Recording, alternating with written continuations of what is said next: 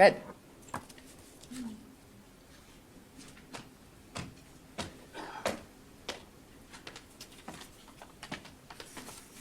So that's what it looks like back there.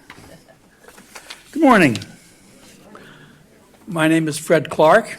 I'm going to be teaching what is listed in the catalog as cooking chemistry. When we began the assembly of course descriptions, there was apparently some erosion taking place because originally there was an apostrophe S after cooking, and it so said cooking is chemistry, which is indeed pretty much a fact, and what variants of this course has been based on for the several times I've given it before here. But we're looking to rely on just a little bit of science to polish kitchen skills rather than provide a great pedagogical background for the science itself. Nevertheless, we were going to meet some very interesting characters, and some of them are the author of just enough science to give us a patina of science, enough to, for example, look at what current diets are like and to detect food fraud that is not uncommon, especially around the internet. And so we aim to equip you perhaps slightly better with that.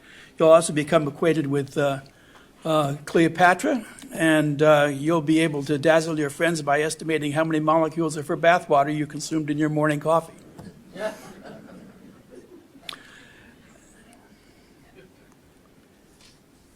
want to talk a little bit too over the course of the course about Count Rumford.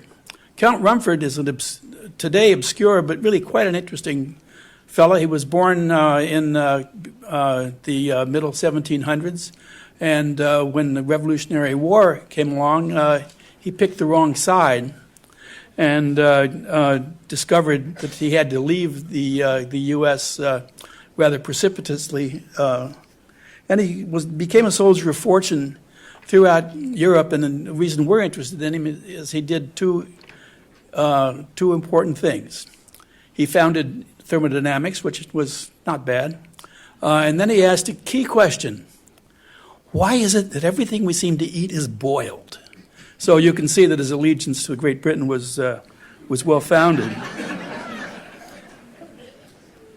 But he wound up with the title of Count Rumford. He was a Count of the Holy Roman Empire. A little bit awkward because Rumford is in New Hampshire, and the jurisdiction of the Holy Roman Empire didn't quite reach. So he never came back to claim his county. The count didn't.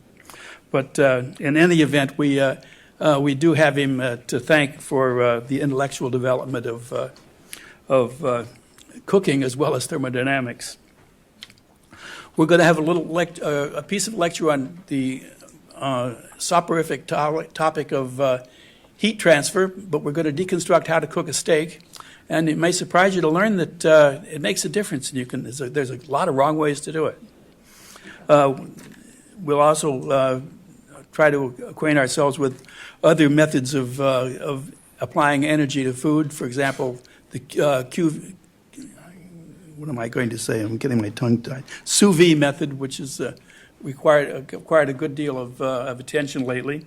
We'll learn that one of the unique pieces of apparatus is a kettle grill. And we'll spend a little time talking about how that can be used creatively. And finally, we're going to have some fun with alcohol.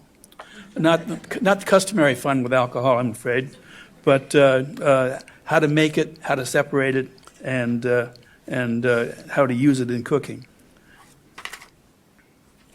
We'll conclude the course by a session on showing off some of the modern effects that you see in things like Minibar, the restaurant downtown that specializes in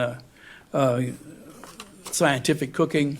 We'll try to duplicate a little of what they do and equip you when you finish the course with a whole bag of new culinary tricks, a large or small bag in any event.